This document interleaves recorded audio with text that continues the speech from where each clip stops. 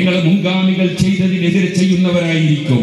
അങ്ങനെയുള്ള കക്ഷികൾ, അവരെ നിങ്ങൾ സൂക്ഷിക്കണം. അവർ നിങ്ങളെ പഴപ്പിക്കാൻ ഒരിക്കലും നിമിത്തമാകരുത്. നിങ്ങളെ ഈമാൻ നഷ്ടപ്പെടുത്തി കളയരുത്. എന്തിനാണ് നബി സല്ലല്ലാഹു അലൈഹി വസല്ലം പറഞ്ഞത്? അവിടുന്ന് റഹ്മത്തുൽ ലിൽ ആലമീനാണ്, സർവ്വ സൃഷ്ടികൾക്കും കാരുണ്യമാണ്. ആ കാരുണ്യത്തിന്റെ പേരിലാണ് നമ്മൾ പഴച്ചു പോകരുതെന്ന് മനസ്സിലാക്കി അവരെ ശ്രദ്ധിക്കണം, മാറ്റി നിർത്തണമെന്ന് നബി സല്ലല്ലാഹു അലൈഹി വസല്ലം പറഞ്ഞത്. അതിനെ പിന്തുണച്ചും അതിനെ അനുധാവനം ചെയ്തുമാണ് ലോകത്തുള്ള മുഴുവൻ സഹാബികളും മുഴുവൻ ഇമാമികളും രേഖപ്പെടുത്തിയത്.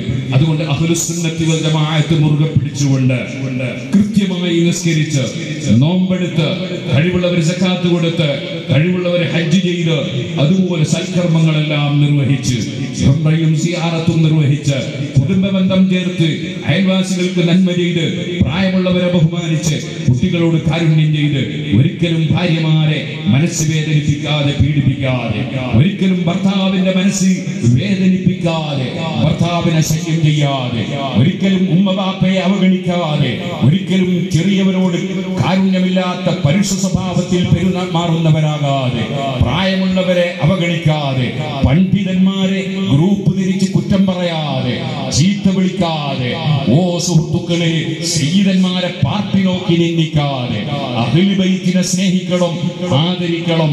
സർവ്വ പണ്ഡിതന്മാരെയും സുന്നത്ത് ജമാഅത്തിന്റെ സർവ്വ പണ്ഡിതന്മാരെയും ആദരിക്കണം, ബഹുമാനിക്കണം. അങ്ങനെ ശരിയായ ഒരു മുത്തഖിയായി ജീവിക്കണം. ഇന്നല്ലദീന ഖാലൂ റബ്ബുനല്ലാഹ്, നിശ്ചയമായും എന്റെ റബ്ബ് അല്ലാഹുവാണെന്ന് പ്രഖ്യാപിച്ചവർ, അത് വിശ്വസിച്ച് പ്രഖ്യാപിച്ചവർ, എനിക്ക് തരുന്നവൻ അല്ലാഹുവാണ്, തടയാൻ കഴിവുള്ളവനും അല്ലാഹുവാണ്, മറ്റുള്ളവർക്ക് നിമിത്തങ്ങൾ മാത്രമാണ്.